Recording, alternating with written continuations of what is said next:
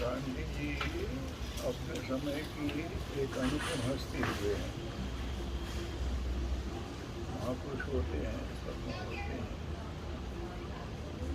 लेकिन गांधी जी की अगर देखा जाए तो उनका व्यक्तित्व क्या था, ये सब इससे पता पड़ता है कि हमने तो जहाँ से अभी देखा है, इस युग में पिछली शताब्दी में ऐसा कोई व्यक्ति नहीं हुआ कि जिसके मरने पर सारे देश के लोगों ने अपने झंडे झुकाए। तो गांधी जी को कहते थे वो आजान बाहु थे। आजान बाहु मन घुटनों तक जिनके हाथ, और ये चक्रवर्ती का चिन्ह होता है। हिंदू सम्राट तो होते ही नहीं है, लेकिन वाकई उनका स्वरूप जो उभर के आया था, चक्रवर्ती को चूंकि सभी सम्मान करते हैं, तो ये आगे पूरी दुनिया ने उनका सम्मान किया। और उसके पीछे कारण ये थी कि उन्होंने अपने जीवन साहित्य जो लिखी है, उन्होंने कहा सत्य के प्रयोग करके लिखी, और अहिंसा उनका जीवन दर्शन था। तो अगर इसमें देखा जाए, अहिंसा सत्य इससे ब्रह्मचर्य अपरिग्रह, ये नियम है, उनका पालन सब पालन करते थे। अहिंसा उनका जीवन सूत्र, सत्य को उन्हें प्रयोग हैं। अस्त्य चोरी न करना, अगर करना है तो उन्हें कभी किसी का कोई लिया नहीं होगा। ब्रह्मचर्य उन्होंने कहा था कि हाँ ब्रह्मचर्य, तो पहले बहुत कामुक प्रवृत्ति के भी थे, तो कहते उन्होंने स्वयं लिखा, मैं इतनी कामुक प्रवृत्ति का था कि उनके पिताजी जब घर गए, उनकी तैयारी चल रही थी, उस बीच में भी आकर के उन्होंने अपनी पत्नी के साथ योग किया था।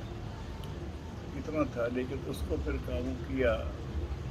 कमजोरी भरे रही हो उनकी, वो कुछ लोग कहते हैं थी, लेकिन उन्होंने काबू किया। तो बाकायदा हो गई, उन्होंने कर लिया, तो उन्होंने व्रत लिया ब्रह्मचर्य का। तो शादी की, ब्रह्मचर्य का व्रत लिया और तो उसे निभाया। और वो कहते भी थे कि ये जो मैं काम कर रहा हूँ प्रयोग, तो ये ब्रह्मचारी का काम है, भले मेरे जैसा सीमित ब्रह्मचारी ही क्यों ना। तो ये उनके जीवन की विशेषताएं रहीं। और तो कहते हैं कि वहाँ से प्रारंभ में कैसा गया, उन्हें चोरी भी की, मांस भी खा के देखा, सब कुछ करके देखा, लेकिन फिर बाद में कुछ नीयत भी पकड़ती है उनको, लोगों की ऐशमौज में हुए, लेकिन कोई ना कोई ऐसा मिलता गया जो उन्हें धारा दे दी, और फिर वो हो गई। जब विदेश जाने लगे थे तो उनकी माँ ने कहा था बेटा विदेश जा रहा है, तो इसलिए नहीं गए थे। उस समय जब गांधी जी थे तो यहाँ वकालत पास करना महंगा पड़ता था, 3 साल का कोर्स था, और वहाँ 1 साल में हो जाता था, और सब पारिट लॉ करके आगे बढ़ा होता। तो सस्तेपन के नाते भेजा। आर्थिक स्थिति बहुत अच्छी नहीं पिताजी के मरने के बाद, तो इनके भाई ने कहे किसी तरह से अरेंज करके उनको भेजा था। तो वहाँ जा कर के फिर उन्हें स्वयं नौकरी भी करना पड़ी, करते हुए पढ़ना पड़ा। तो वहाँ तो प्रसंग नहीं लिखा है, लेकिन माँ ने इनसे 2 वचन ले लिए थे। सत्य का तो करते ही थे, उन्होंने कहा तू बात ध्यान रखना कि वहाँ तो किसी भी हालत में शराब मत पीना, क्योंकि ठंडा देश है, आम बात है वहाँ पीना लोग करते हैं। और एक दूसरे को वहाँ जा करके लोग रूप को मुँह करके वहाँ से विदेशी लड़की ले आते, ये 2 काम मुझे नहीं करना। और उसने उन्हें बचाया भी, उन्होंने क्यों की तो बचा लिया उसको। इस तरह से वहाँ उनसे किया। वहाँ से आने के बाद फिर उन्हें वकालत शुरू कर दी, लेकिन वो सत्य के उसमें थे। यहाँ आए, उन्होंने वकालत में की, और कोई ऐसी बात थी कि जब उन्हें जरह की सामने वकील ने तो अपने क्लाइंट के पक्ष में वो बात बना के कह नहीं पाए, केस हार गए। उसमें बहुत कहा कि तुमसे बनता नहीं है तो क्यों कर दिया। उन्होंने देख लिया कि हमें केस अपने जैसे लिया करो। उसी बीच में फिर वहाँ के साउथ अफ्रीका की सूचना है, उन्हें वकालत की इस वजह से बुलाया था कि ये अपना करते। और वहाँ चूँकि सैद्धांतिक बात थी, मुँह की बात ही नहीं थी, भारतीयों के साथ अनाचार होता, तो उन लोगों ने बुलाया था। और फिर वहाँ उन्हें वकालत करते हुए अपने वो भी किया, लेकिन उसमें भी ये बात, उन्होंने वैसी बात तो मैं करूँगा नहीं। और ऐसे कहीं हो जाता है तो उन्हें एक तो कह दिया कि देखिए मेरे क्लाइंट ने ये किया है, लेकिन उसने इस लाचारी में किया। इस तरह से बात को रख देते थे, उसका अच्छा परिणाम भी निकलता था। वहाँ जाकर के फिर उन्हें सत्याग्रह की बात समझ में आई वो उनसे प्रभावित थे, ये क्या कहते हैं, टॉल्स्टॉय से, उनके जीवन से काफ़ी प्रभावित थे, जो उन्होंने सीखा है। तो वहाँ से उन्होंने फिर किया, और जब वहाँ उन्होंने आंदोलन चलाया है तो उन्हें अहिंसात्मक आंदोलन चलाया। तो वो कहता था वहाँ का, ये एक बार ये लड़का रिटेलिएट तो करे, फिर मैं देख लूँ इसको दबा के। शक्ति तो उनकी बहुत थी, लेकिन ये सत्याग्रह करते थे, वो वहाँ जा कर के बैठ जाती, तो वो आए घोड़े को करे तो बैठे रहे, अब इन पर चढ़ाए घोड़े, तो उन्हें किसी तरह रिटेलिएट करें, लेकिन लेट जाएँ बैठ जाएँ, लेकिन अपना शांतिपूर्ण प्रदर्शन रखा। इसका बड़ा भारी प्रभाव, एकदम नया प्रयोग था। तो अंत में फिर वो बात आई भी कि वहाँ फिर वो अपना वो जीत गए, केस हो गया, तो वहाँ से बड़ी प्रतिष्ठा से यहाँ आए। तो भारत में आए जब, तो उस समय वो अपना वहाँ तो सूट पहनते थे, और वो कहानी भी लोगों ने सुनी होगी कि जिससे उनके मन में ये अंग्रेज़ों के खिलाफ भाव आया। वकील थे, वहाँ फर्स्ट क्लास में बैठे, वो टीसी आया, उसने कहा तुम यहाँ कैसे, बताओ, you coolie, how you dare to come in first class. उन्होंने कहा देखो मेरे पास टिकट है, तो मैं बाहर से लॉ ग्रेजुएट हूँ, उन्हें नो बड़ी, उसने धक्का मार के बाहर का सामान फेंक दिया, बाहर गिरा। तब उनको लगा कि ये जो है ना, स्वाधीन हुए बगैर भारत का विकास हो नहीं सकता। वहाँ से उनको वो आप लगी, तो उन्होंने उसका आंदोलन शुरू किया। इसी क्रम में तो उनको वहाँ जाना पड़ा, और वहाँ से जब सफल होकर लौटे हैं तो यहाँ खबर तो थी ही, तो गोखले जी ने उनको बुलाया था। तो यहाँ आए थे, तो उन्होंने यहाँ की वेश को पहन लिया था, धोती कुर्ता और साफा, इसमें रहते थे। तो जब उनसे आए तो उन्होंने कहा हम तुम्हारी प्रतीक्षा कर रहे थे नौजवान, भारत में ये तो बताइए मैं क्या करूँ। बोले क्या करूँ, ये तब समझ में आएगा, तुम पहले अपनी आँखों से भारत देखो, तो स्वयं समझ में आएगा। तो पूरा भारत एक दफे घूम लो। उनका एक अंग्रेज दोस्त भी आया था, उसके साथ उन्होंने देखा, और उसी में उनको देखा, यहाँ उन्होंने देखा भाई सरस्वती के पुजारी तो थे, एक महिला गंदा वस्त्र पहने हुए है। तो उन्होंने कहा मैं बहन तुम धोती क्यों नहीं हो? बोले एक ही है मेरे पास, क्या धूँ क्या पहन। उन्होंने कहा अरे बाप, मेरे देश में ये स्थिति है, तो गरीबी है, अनपढ़ भी है, तो ठीक है, और मैं बताऊँगा लोगों के सीमित कपड़ों में भी आदमी थे। तो उन्होंने फिर एक चादर पूरी होती, उसको दो फाड़ा, एक धोती तो एक नीचे एक ऊपर, तभी से जाती। मिस्टर गांधी से फिर वो महात्मा गांधी, तो नहीं इस पर किया था कि नहीं, अगर हमारे देश के लोगों के पास नहीं है तो हमें दिखाएंगे कि कम वस्त्रों में भी शालीनता भी रखी जा सकती है और स्वच्छता भी रखी जा सकती है। ये दिखाने से होता पहला। फिर वहाँ से आए तो फिर उनके आंदोलन समझ में आ गई, आंदोलन यहाँ शुरू हुए, और वो यही कहते थे, वो तो कहता था कि मैं थोड़ी भी चीज़ कर, लेकिन ये रिटेलिएट नहीं करता, वो उनकी एक अपनी विशेषता है। अगर सुभाष चंद्र बोस से उनकी नहीं बनती थी। अब वो लोग कहते हैं कि गांधी का जो अहिंसावाद है और जो वो नहीं करना है, अहिंसक लड़ाई है, उसे लोग कहने लगते हैं कि अरे उसे वो मत करो, कि मजबूरी का नाम हम नहीं कर सकते इसलिए कह दिया हम तो गांधी जी। ये उनका मूर्खों का है, जिसको ना करा समझते। गांधी के पास समझ थी, लेकिन उसने साधना के रूप में, उसे उनको समझ में नहीं आती है तो कह दे अरे मजबूरी है तो अहिंसावादी हो जाओ।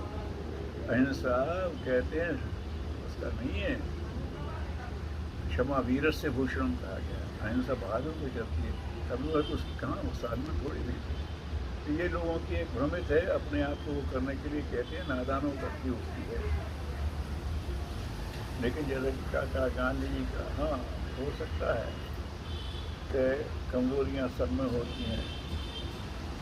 वो उनका नेहरू जी की तरफ ज़्यादा झुकाव था, तो उससे कुछ गलती है मुझे, क्योंकि एक वो बनी थी फिल्म उसमें आया था कि उस समय जब अंतरिम सरकार बना दी थी अंग्रेज़ों ने जाने के पहले, तो उसमें फिर ये पूछा था कि मुख्यमंत्री प्रधानमंत्री कैसे बनाया जाए। उस समय 15 प्रांत थे भारत, तो सभी प्रांतों की कांग्रेस कमेटियों से पूछा, तो उन्होंने विचार मंथन करके भेजा, तो 15 में से 11 ने पटेल का नाम रिकमेंड किया, कांग्रेस के थे और कोई नहीं थे,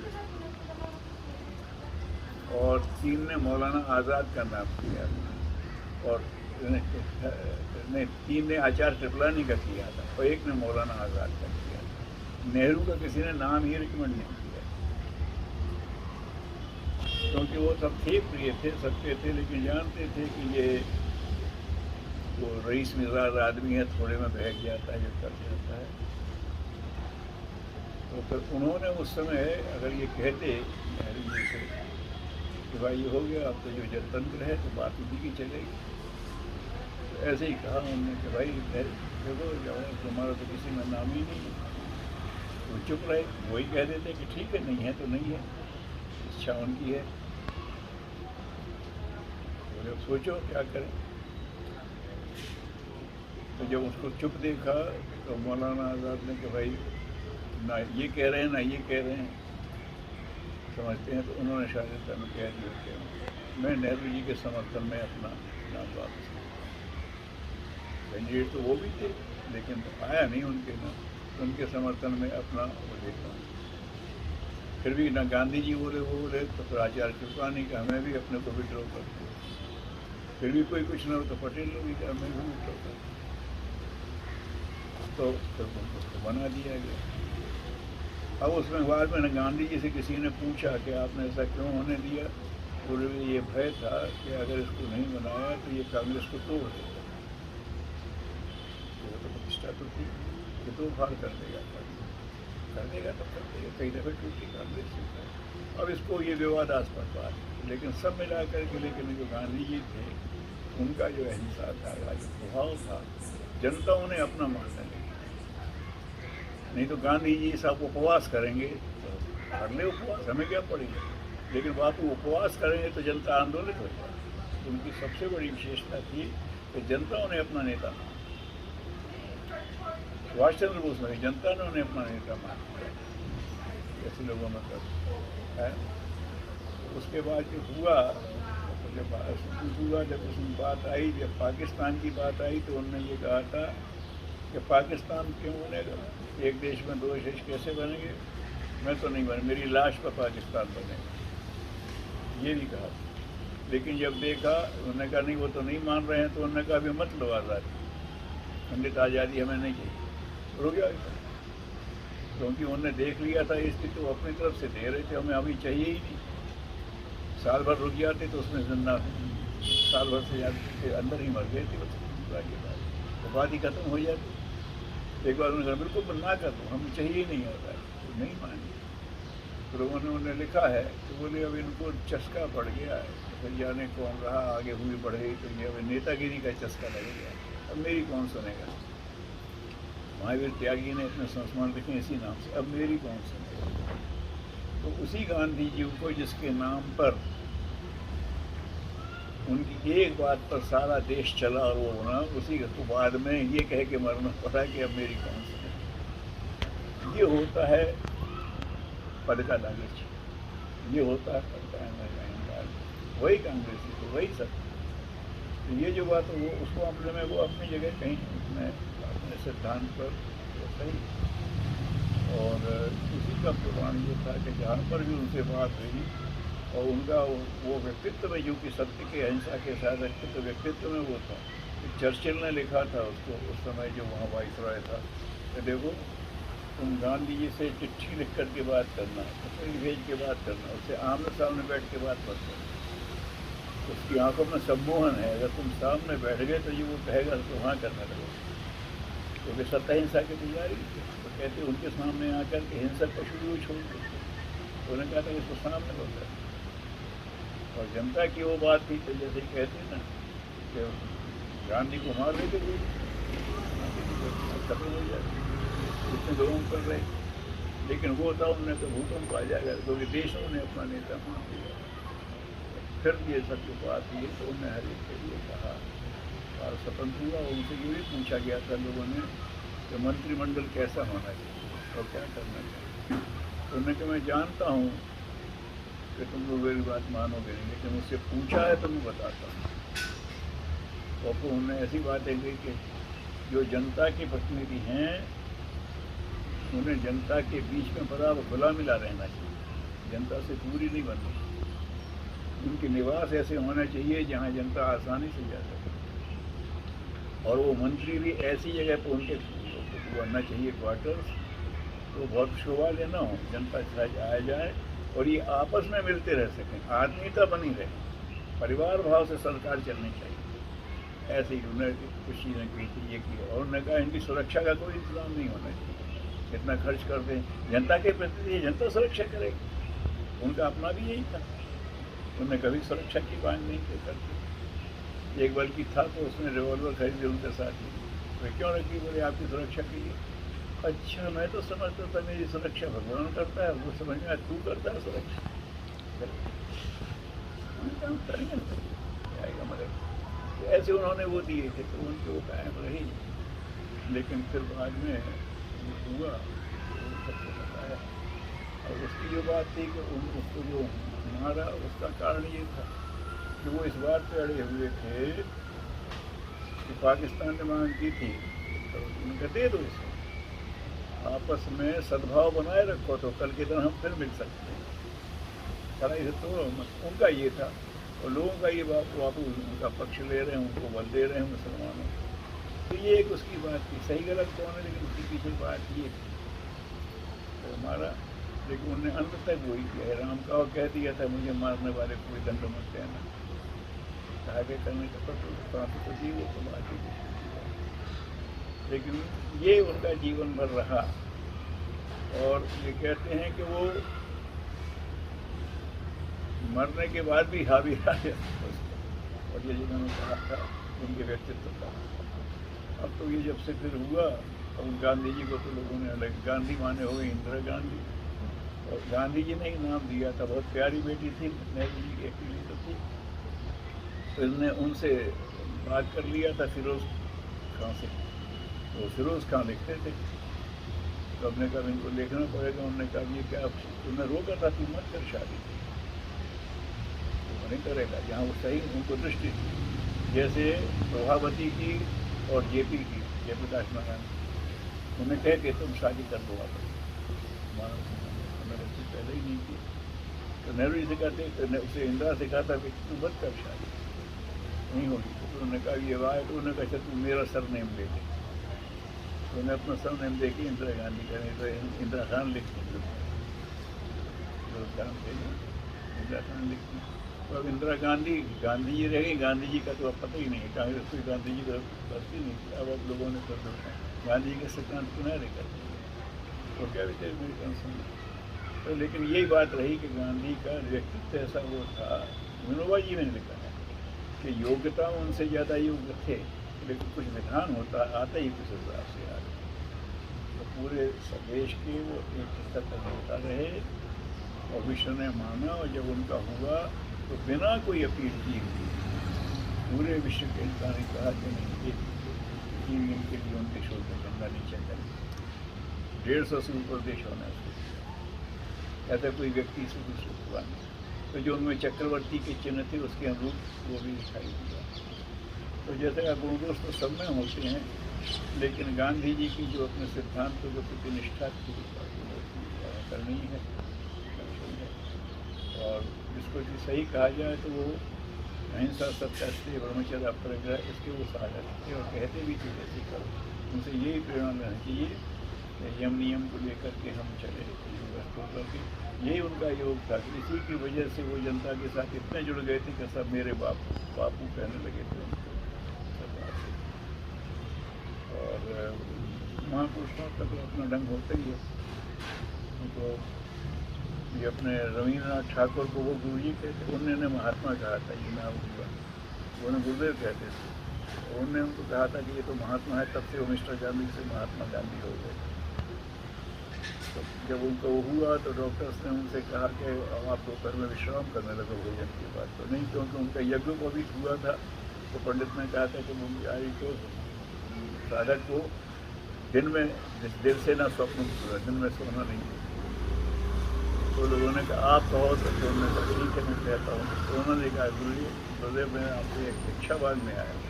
अरे हुक्म करो, नहीं आप पहले कह दो कि हम भिक्षा देंगे। तो क्या पूरे भोजन के बाद आधा घंटे आप लेटा करो। और हमारे गुरु ने कहा कि सोने को मना किया है, लेकिन लेटा करो, यही मैंने भिक्षा मांगी। तो वो उन्होंने हाँ कहा और लेटते थे वो। अब जो उनके पुराने मिलने वाले उनके पता था कि गुरुदेव तो विश्राम करते नहीं है, तो वो आए तो उन्होंने कहा क्या विश्राम कर रहे हैं? अरे वो तो करते ही नहीं है। अरे बोले आ जा अंदर भाई, मैं गांधी को भिक्षा दे रहा हूँ इस वक्त। आधा घंटे उनसे कहा। ये महापुरुषों के एक अपने से ढंग भी होते हैं, तो उनसे इसी तरह की प्रेरणा में तो समर्थ हुए भी सौम्य रहें, ये करें। और ये जो अपने को योगा सोना था उसी का करना था, इसका पालन करें। उनको बहुत बहुत नमन, बहुत